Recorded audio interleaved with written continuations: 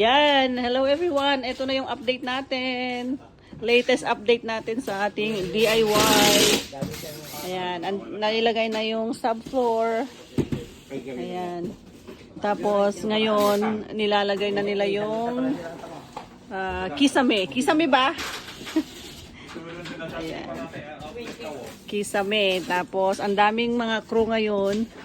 Bale, 5 sila. 5 crew ang kasama ni ni handyman natin. Ayan. Oh, ayun siya oh. Oh, 'di ba? Ito na yung subfloor pero lalagyan pa rin ng ng isang layer pa ng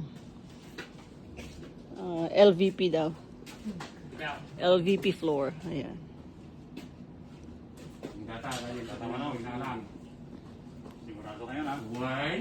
Ang daming assistant si handyman. Oh, yan. Ang gagaling nila guys, ang gagaling nila. Ang gagaling ng mga crew. Saan ka pa? Oo, ayan oh, 'di ba? Gagaling ng mga crew. Yan lang guys.